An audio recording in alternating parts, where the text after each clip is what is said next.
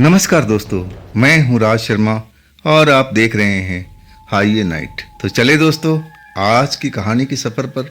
दोस्तों आज की कहानी जो मैं आपको बताने जा रहा हूं ना, ये सुशील जी ने भेजा है। मध्य प्रदेश के रहने वाले ये बता रहे हैं, ये साल था 2009 का। सुशील अब अपने घर में, अपने परिवार में, अपने माता पिता के साथ रहते थे और उनके जो कुछ रिश्तेदार थे ना, उन्हीं के मोहल्लों में, कॉलोनी में, लेकिन अलग अलग ब्लॉक में रहते थे। सुशील बताते हैं कि वो रात जब हमारे फूफा जी हमारे घर पर आए और मेरे पिताजी से कहने लगे कि देखो मैं जा रहा हूँ कुछ दिन के लिए, पूरा परिवार सहित कहीं बाहर घूमने के लिए, तो क्या मेरे घर पर कोई रात को रुक जाएगा? दिन का तो कोई सब कुछ ठीक है, लेकिन रात का ही थोड़ा सा गड़बड़ रहता है, कहीं चोरी चकारी ना हो जाए।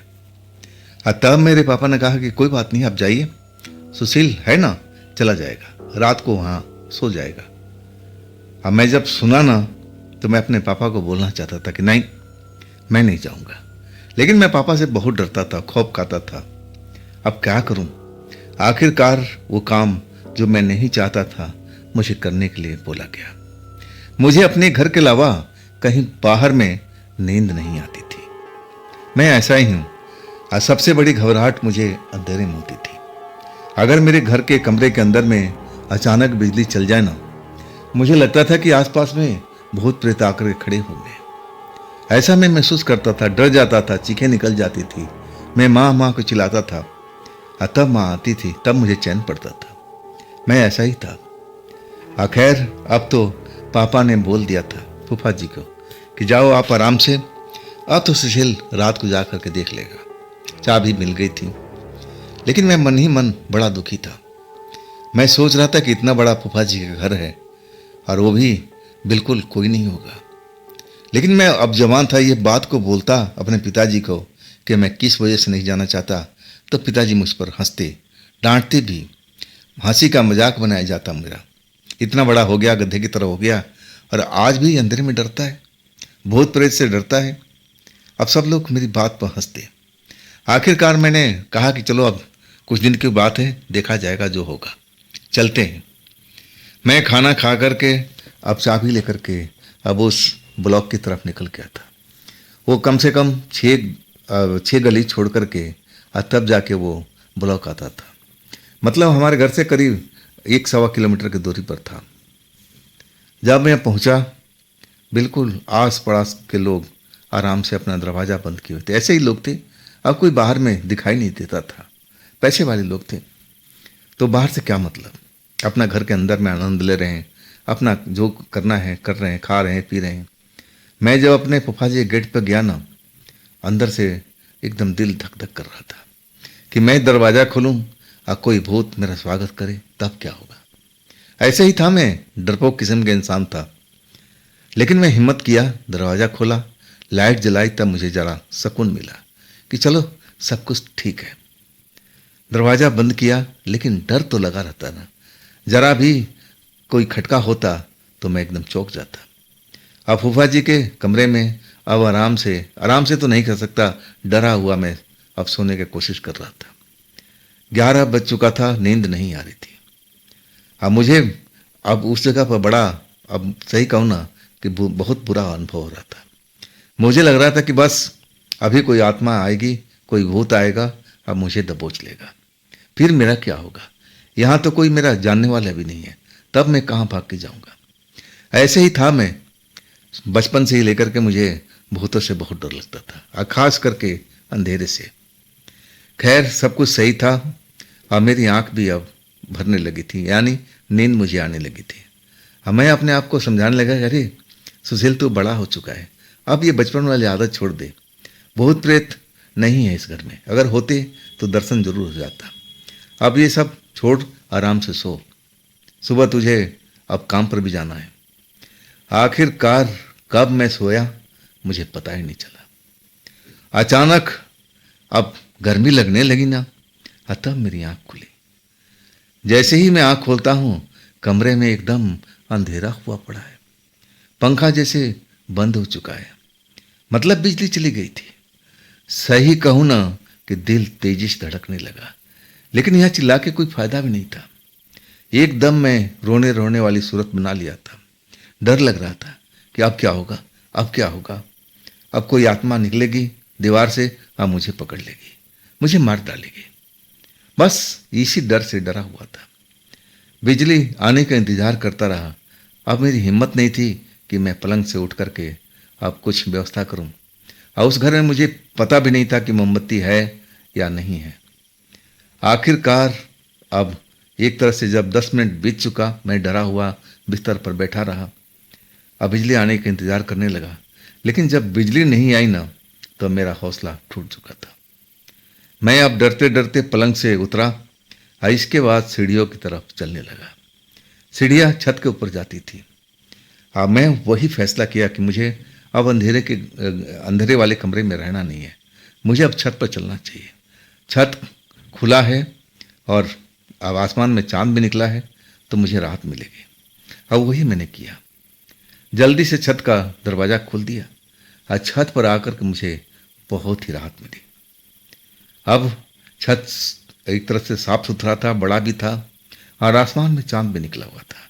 चांदनी हर जगह फैली हुई थी। मुझे तो बड़ा सुकून मिला। और फिर वहाँ पर एक टूटी हुई कुर्सी थी और उसको दीवार के सहारे लगा करके, ओट लगा के, अब मैं उसी पर बैठ गया। लाइट आने का इंतजार करने लगा।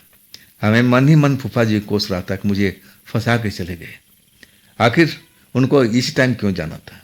अरे और घर में चले जाते, किसी और को बुला देते, मेरे घर में क्यों गए?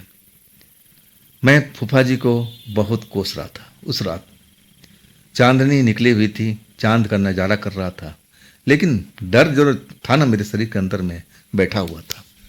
अचानक एक तेज हवा का झोंका अब छत पर महसूस हुआ।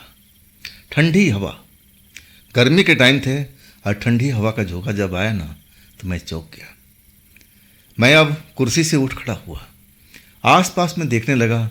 अब जो आपस की छतें थी ना, अब एक दूसरे के साथ में सटी हुई थी। अब बाएं साइड भी छत मेरे छत से, फूफा जी के छत से सटा हुआ था और दाहिनी साइड भी। ऐसे ही बनाए थे, आपस में जुड़े हुए मकान थे। अब मैं उस हवा का झोंके से थोड़ा आश्चर्य में पड़ गया था कि आखिर ये हवा का ठंडी झोंका आया कहाँ से। जैसे ही मैं बगल वाली छत पर निगाह डालता हूँ ना, एक लड़की टहलती रहती है। शायद उसके घर में बिजली नहीं थी। मुझे पहली अब ऐसे ही लगा कि जैसे मैं छत पर आया हूँ ना, वो लड़की भी आई होगी। वो भी शायद अंधेरे से डर के भागी है या गर्मी से भागी है। तो इसका बाकी परिवार कहाँ है? मैं तो फूफा जी घर में अकेले हूँ और तब मैं यहाँ आया हूँ, लेकिन इसके घर में तो परिवार वाले होंगे। अचानक जैसे उसने मेरे आहट अब जान गई, अब वो मेरी तरफ मुड़े। देखने में कुछ जानी पहचानी सी लग रही थी। कहाँ देखा था उसको मुझे कुछ याद नहीं आ रहा था, और वो भी मुझे घूर के देख रही थी। अचानक जैसे कुछ उसको याद आ गया और वो बिल्कुल नज़दीक आ गई थी, बाउंड्री वॉल के पास में। जितने नज़दीक आई ना, तो मैं उसकी तरफ देखता रहा। मुझे लग रहा था इसको मैं कहीं जानता हूँ, देखा हूँ, लेकिन याद नहीं आ रहा था। और तब वो आकर के बाउंड्री वॉल के पास खड़ी हो गई। अब मुझे घूरते हुए कहने लगी, अरे तुम सुशील हो ना? मैं अब उस लड़की की आवाज़ सुन करके थोड़ा आश्चर्य में पड़ गया। मैं बोला, हाँ मैं ही सुशील हूँ, लेकिन आप कौन हैं? मैं तो आपको जानता नहीं। तब वो मुस्कुराने लगी और कहने लगी, मैं पायल हूँ, पहचाने आप? मैं अभी भी नहीं पहचान पा रहा था, लेकिन उसकी जो शक्ल मैंने देखा था चांद की रोशनी में, मुझे जाना पहचाना लग रहा था। आखिर कहाँ देखा था मुझे याद नहीं आ रहा था। तब वो अब एक तरह से बताने लगी, अरे सुशील, मैं पायल, हम एक साथ जाते थे ना टाइप सीखने के लिए कोचिंग क्लास में। तब मेरे दिमाग में आया कि हाँ, ये भी लड़की आती थी जब मेरे टाइम में हम जाते थे टाइप राइटिंग सीखने के लिए, तो मेरे बगल में बैठा करती थी। कई बात मैं इसे पूछता भी था। ये मेरे से अब ज़्यादा सीनियर थी, सब कुछ इसको आता था, बस हाथ साफ कर रही थी। तब मुझे ध्यान आ गया, यानी कि अरे आपका ही घर है क्या? तब कहने लगी, हाँ ये मेरा ही है। तो ये आपका घर है? मैं कहने लगा, नहीं मेरा घर नहीं, मेरे फूफा जी का, रिश्तेदार का है। तो आज कैसे यहाँ पर रात को?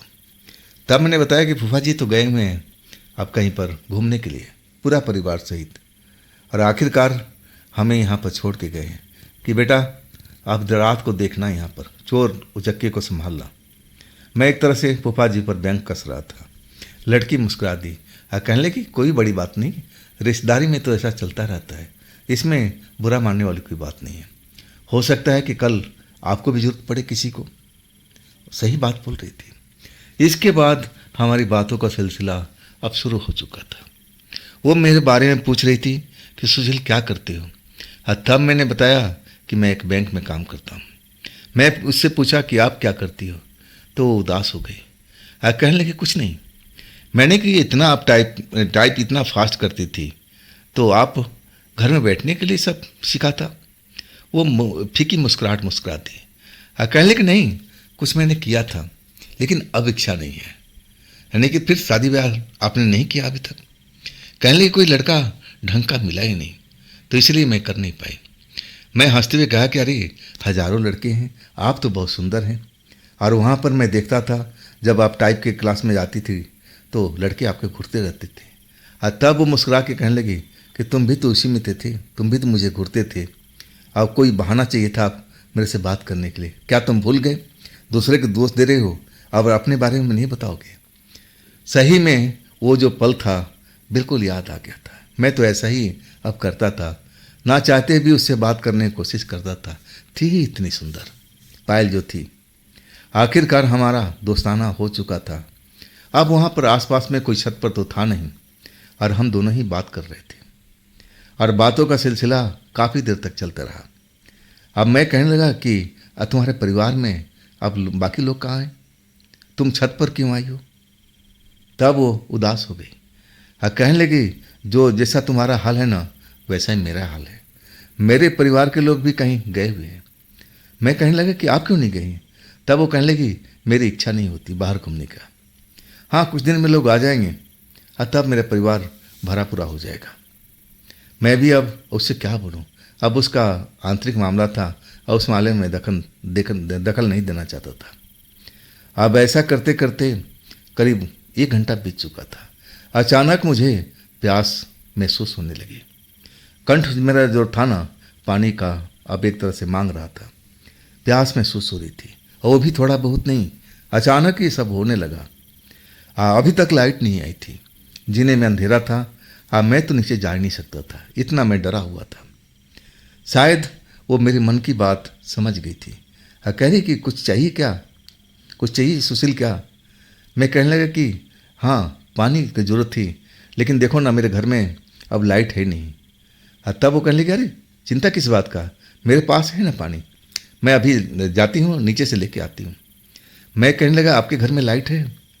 तब वो कहने लगी अरे लाइट ना हो या हो कोई फ़र्क नहीं पड़ता, मैं आराम से जाऊँगी और लेके आ जाऊँगी। और वो एकदम झटके से जीने से नीचे उतर गई थी। और कुछ ही देर के बाद अब आ गई थी पानी का बोतल लेकर के। लो सुशील पानी पियो।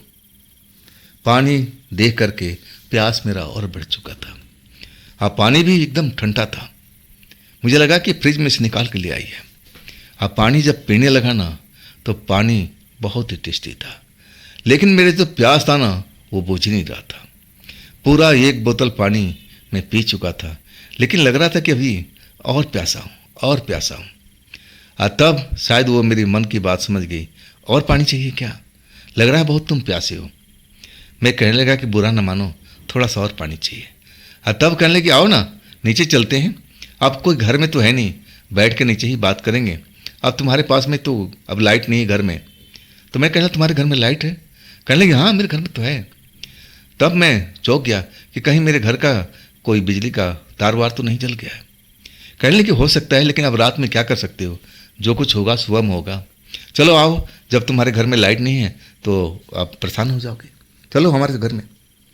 ना चाहते हुए भी मन तो नहीं कर रहा था कि मैं जाऊं, लेकिन अब मजबूरी बस मुझे जाना ही पड़ा, क्योंकि मैं उस घर में तो रुक ही नहीं सकता था जिस घर में बिजली ना हो, अंधेरा हो और ऊपर से अकेला था। आखिरकार मुझे बात करने का कोई दोस्त मिल गई थी और मैं जीने में उतरने लगा था। आगे आगे वो पीछे पीछे मैं। हम ग्राउंड फ्लोर पर आ गए थे और वो बड़ा सा कमरा खुला हुआ था, बड़ा सा पलंग बिछा हुआ था, साफ सुथरा बिस्तर, जैसे उस पर कोई अभी तक लेटा ना हो, ना कोई बैठा हो। एक भी सिलवट उस चादर पर नहीं लगी थी। कहने लगी पायल, सुशील तुम बैठो, मैं पानी लेके आती हूँ। मैं उस बिस्तर पर बैठ गया, आसपास में देखने लगा। हर कमरा बिल्कुल साफ सुथरा दिख रहा था, कहीं से भी गंदगी का कुछ भी अवरेषा तक नहीं दिखाई दिया।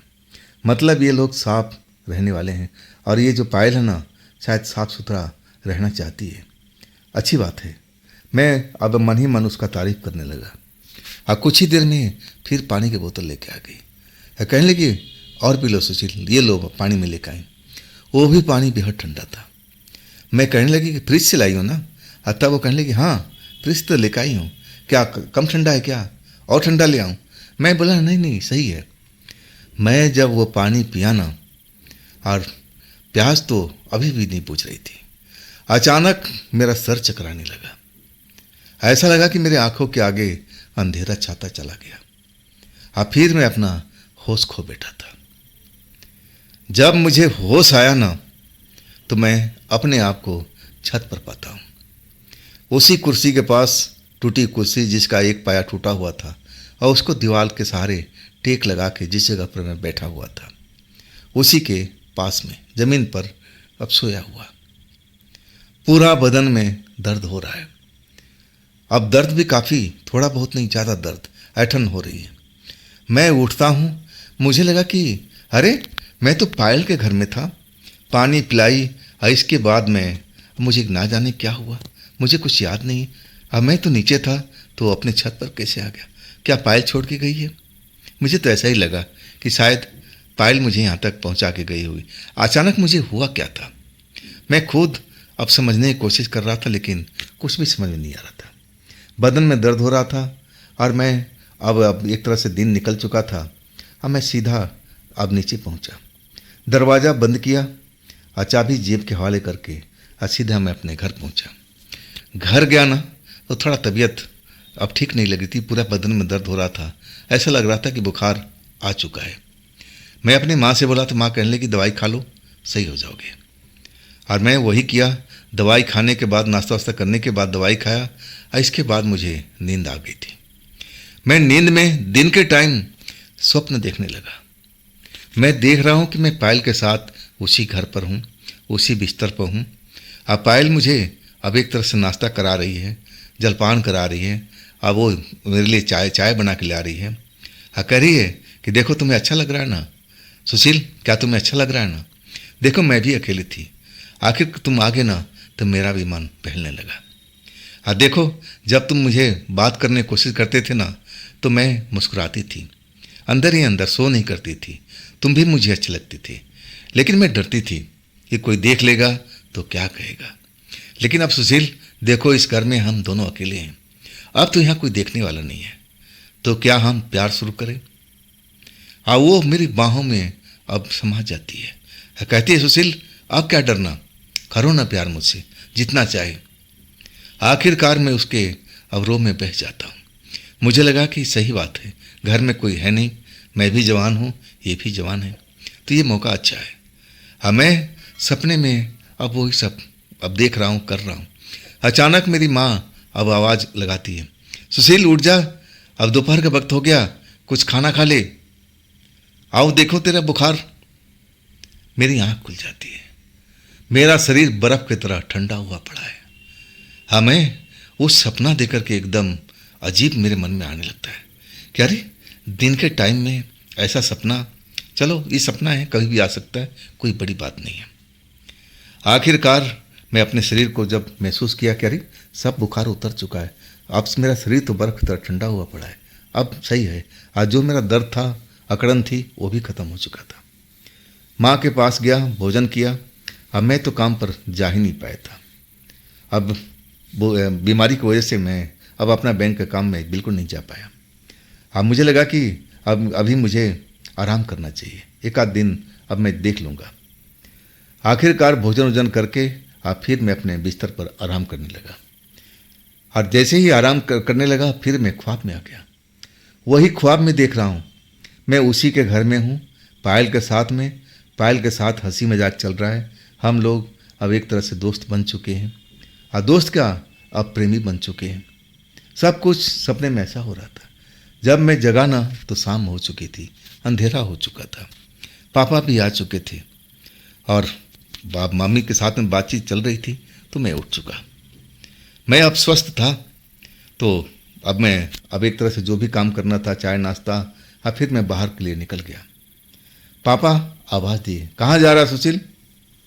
मैंने बोला बस थोड़ा सा दोस्तों के पास जा रहा हूँ। तब मम्मी कहने लगी, अरे आज इसका तबीयत, अब सुबह आया ना तो बुखार लगा हुआ था, दवा ववा दिया तब जाके सही हुआ, आज तो काम पर भी नहीं गया। पापा भी कहने लगे, ठीक है जब तबीयत खराब है तो मना कर दो कि ना जाए, लेकिन सुशील फूफा जी के घर में ज़रूर जाना, वहाँ तो कोई काम नहीं ना, खाना खा के आराम ही तो करना है। तो देखो वो जिम्मेवारी हम पर छोड़ के गए हैं तो इतना तो करना ही पड़ेगा। हाँ, तब मैं कहने लगा कि मैं चला जाऊँगा, आप चिंता मत कीजिए। और आखिरकार अब वक्त हुआ, खाना वाना खा करके चाबी लेके मैं अब चल पड़ा था। देखिए कमाल की बात, रात में लाइट नहीं थी।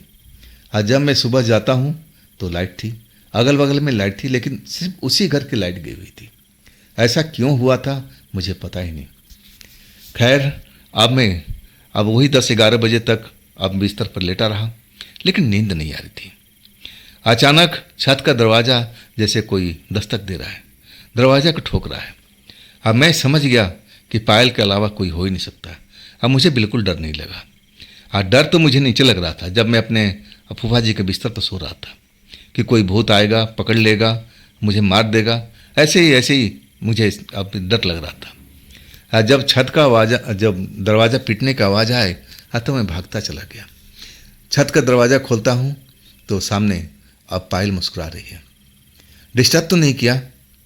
मैंने बोला नहीं, डिस्टर्ब बिल्कुल नहीं किया, लेकिन तुमसे कई सवाल भी पूछने थे। वो कहने लगी, हाँ मैं जानती हूँ, आओ इधर बैठते हैं, अब बैठ के बात करते हैं। अब एक पुरानी चटाई पड़ी हुई थी, कभी फूफा जी इस्तेमाल किया करते होंगे। अब हम चटाई बिछा करके अब आराम से बैठ गए थे। मैं सवाल पूछा कि देखो, जब तुमने पानी पिलाया था दूसरी बार घर के अंदर, अब मुझे सर चकराने लगा था। तब वो कहने लगी, हाँ तुम्हारे साथ ऐसा ही हुआ था, ऐसा लगा कि तुम बेहोश होकर गिरने वाले थे। मैंने तुम्हें संभाल करके काफ़ी देर तक अपने बिस्तर पर सुलाया, और जब मुझे लगा कि हाँ तुम सही हो, तब मैं तुम्हारे हाथ पकड़ करके ले गई थी छत तक। तुम दूसरी तरफ चले गए थे, मैं तुमसे पूछी भी थी कि तुम सही हो, तब तुमने कहा कि हाँ, तब मैं तुम्हें छोड़ करके नीचे आ गई थी। यही पूछना चाहती थी ना? मैंने बोला हाँ, मेरे सवाल का जवाब तो मिल गया है। अब आखिरकार हम बैठे बैठे अब फिर वही प्यार का सिलसिला अब मेरे साथ में करने लगे। अब कहने लगी, सुशील तुम मुझे चाहते थे ना, जब हम जाते थे अब टाइपिस्ट का काम सीखने के लिए, तो तुम मुझे घूरते थे ना, मुझे अच्छा लगता था। तो आज काम करो ना वैसे ही। मैं तो प्यार के लिए तुम्हारी तड़प रही हूँ। जब मैंने तुम्हें देखा ना तो मुझे वो दिन याद आ गए। तो चलो अभी भी कुछ नहीं बदला है, मैं वही हूँ, तुम भी वही हो। आखिरकार मुझे वो सब अब करने लगा, प्रेम करने लगा। वो लड़की मुझे अच्छी भी लगती थी। आखिरकार कहने लगी, देखो छत पर नहीं, हम नीचे चलते हैं। मैं उसकी लड़की की बातों में आ गया और नीचे चला गया। सब कुछ वही था, कोई बदलाव नहीं था। वो जो बिस्तर थी ना, सबसे कमाल की बात थी कि जब मैं गया ना, एक भी सिलवट नहीं थी, चद्दर बिल्कुल प्लेन बिछी हुई थी, जैसे कोई बैठा ही ना हो। तब मुझे लगा कि हाँ, पायल बड़ा साफ सुथरा रहने वाली लड़की है। आखिरकार वो मुझे अब जो भी सेवा सत्कार करना था अब मेरे साथ में किया। अब फिर कहने लगी कि चलो अब फूफा जी घर में नहीं सही, मेरे घर में सही रात गुजारो और सुबह निकल जाना। आप कहूँ ना कि उस घर में अब यही सिलसिला चल पड़ा था।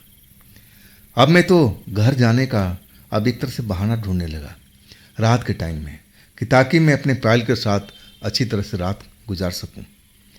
लेकिन जब मामला वहाँ जाके बिगड़ा, जब अचानक फूफा जी परिवार सहित हमारे घर धमक गए, और मैं जब देखा ना तो एकदम शौक हो गया कि अब तो मेरा काम अब खराब हो गया।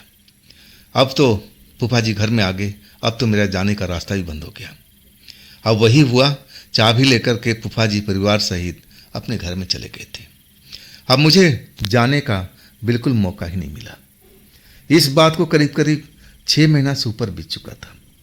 अचानक मैं किसी काम से, पिताजी ने भेजा था कि फूफा जी से मिल के आओ, कुछ बात करना था। तब मैं गया था खुशी खुशी, और वो भी रात का टाइम था, करीब 8 साढ़े 8 का वक्त था शाम का। तब मैं पहुंचा था। अब फूफा जी से मैं मिला, बातचीत किया, और इसके बाद मैं जब दरवाजे पर आया तो मैं देखा सही ढंग से उस दरवाजे को कि वो दरवाज़ा खुला होना चाहिए था, जो पायल का घर था। लेकिन वहाँ पर एक नहीं 2-2 मोटे मोटे ताले लगे हुए थे।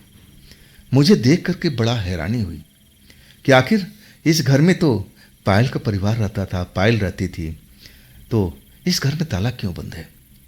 मुझे उस टाइम तो फूफा जी से कुछ नहीं पूछा कि कहीं गलत मतलब ना निकाल लें। मैं सोचा कि दिन में आऊँगा कि कभी मौका मिलेगा, तब मैं पूछूंगा क्या वो लोग मकान वकान बेच गए, कहीं और शिफ्ट हो गए। मुझे पायल की चिंता सता रही थी, मुझे उसकी याद आ रही थी। आखिरकार 1 हफ्ते के बाद मुझे उस जगह पर जाने का मौका मिला, और वो दोपहर का टाइम था। जब मैं फूफा जी के मकान के बगल में गया जिस घर में पायल रहती थी, अब मैं तो देख कर हैरान था कि वही दोनों ताले आज भी लटके हुए थे। मुझे तो बड़ा अचंभा हुआ, झटका सा लगा कि क्या वो लोग सही में मकान बेच के चले गए हैं क्या। मैं अब पता करने की कोशिश में लग गया। मेरे पास में थोड़ा वक्त था, तो आसपास के अब जो छोटी मोटी दुकानें थी, अब मैं गया उस घर का हवाला देके कहने लगा कि भैया उसके घर के परिवार के लोग कहीं बाहर के हैं क्या। छोटा दुकानदार जो छोटा सा काम कर रहा था, और कहने लगा चौंक करके कि कौन सा घर की बात कर रहे हो। तब मैंने उस घर का नंबर बताया कि भैया ये वाला घर, उसमें मैं देख रहा हूँ कि 2 ताला लटका हुआ है। वो दुकानदार मेरी तरफ चौंक के देखने लगा, क्या तुम रिश्तेदार लगते हो। मैंने बोला कि नहीं, रिश्तेदार नहीं, बस ऐसे ही पूछ रहा हूँ। तब वो कहने लगा कह रहे भैया ये घर जो है ना सालों से बंद पड़ा है। अब इस घर में क्या हुआ तो हमें नहीं मालूम, लेकिन परिवार के लोग इस घर को छोड़ के चले गए। हाँ, कभी कभी आते हैं, कुछ साफ सफाई कराते हैं और चले जाते हैं। किससे मिलना था तुमको। मैं अब जो बात सुना ना तो मैं एकदम चौंक गया। अरे कुछ ही दिन पहले तो मैं पायल से मिला था इसी घर में, तो ये कैसे हो सकता है, सालों से घर बंद पड़ा है। मैं मान ही नहीं सकता था। अब जब मैं दूसरे दुकानदार के पास पहुंचा ना तो वो भी ऐसे ही कुछ बात बोला साहब उस घर में एक जवान लड़की थी, पढ़ाई करती थी, अचानक उसको बीमारी ने घेर लिया और उसके माता पिता बहुत बड़े बड़े डॉक्टर के पास में गए, हॉस्पिटल में काफ़ी दिन तक भर्ती रही और फिर वो बच नहीं सकी। और तब से ये घर, अब एक तरह से वो लोग घर के जो मालिक थे इस घर को मनहूस मान लिए थे और कहने लगे इस घर की वजह से मेरी बिटिया की तबीयत खराब हुई थी। और तब से वो लोग घर छोड़ के चले गए। उनका एक और घर भी है जहाँ वो लोग रहते हैं। मैं जब सुना ना तो मेरे होश उड़ चुके थे। ये कैसे हो सकता है भाई, जो उस लड़की से मैं मिला हूँ उसके साथ मेरा प्रेम संबंध हुआ है और हम घंटों बातचीत करते रहे, आखिर वो कैसे मर सकती है। वो तो जिंदा मेरे सामने में खड़ी थी। दुकानदार मुझे घूर रहा था, बाबू क्या पता बताऊं उन लोगों का। हमें कहने लगे नहीं नहीं पता की जरूरत नहीं, मैं ऐसे ही जानकारी ले रहा था। सही कहूँ ना तो मैं अंदर से कांप गया था। मैं इतना डर चुका था, मैं अब सब कुछ समझ चुका था कि जिस लड़की से मैं अब मिलता था थी तो पायल ही, लेकिन पायल नहीं, पायल की आत्मा थी। शायद आज भी उसी घर में रह रही है। अगर मैं रात को जाऊं ना तो शायद वो मुझे उसी रूप में मिलेगी। लेकिन अब मेरा हिम्मत टूट चुका था। क्या मैं एक आत्मा लड़की से प्यार करने लगा था जो इस संसार में है ही नहीं। वाकई में मैं इतना कभी नहीं डरा था। लेकिन ये बात मैं अपने परिवार में किसी को नहीं बताई। लेकिन मैं बहुत दिनों तक डरा रहा। रात के मुझे ऐसे ही डरावने सपने आते थे। जैसे मैं आज भी उस घर में जाता हूँ, वो लड़की मुझे मिलती है, उसके साथ प्यार करता हूँ। तब जाके मैं एक हनुमान मंदिर में गया, अपनी जो भी बात थी पंडित को बताई। पंडित जी ने कहा घबराने का नहीं, ऐसा कई बार हो जाता है, सपने आ जाते हैं। और फिर उन्होंने बजरंग बली का अब एक तरह से ताबीज़ बना के दिया कि बेटा इसको पहन लो और देखना इसके बाद बुरे सपने नहीं आएंगे, ऐसा विचार मन में आएगा नहीं। अब बाकी में ऐसा ही हुआ। अब वो सपने से मेरे पीछा छूट चुका था और जो मेरे शरीर में डर लगता था ना वो डर भी धीरे धीरे भागने लगा। तो दोस्तों, ये थी आज की कहानी सुशील जी की। ये कहानी घटना आपको कैसी लगी ज़रूर कमेंट में बताइएगा। और दोस्तों, ये भी चैनल आप ही का है, तो इसको भी अपना प्यार दीजिए, लाइक कीजिए। अगर आपने सब्सक्राइब नहीं किया तो सब्सक्राइब कर लीजिए और अपने दोस्तों को शेयर ज़रूर कीजिएगा। फिर हम इसी चैनल पर मिलते हैं दोस्तों कल की रात। आप लोग अपना ख्याल रखिएगा। नमस्कार।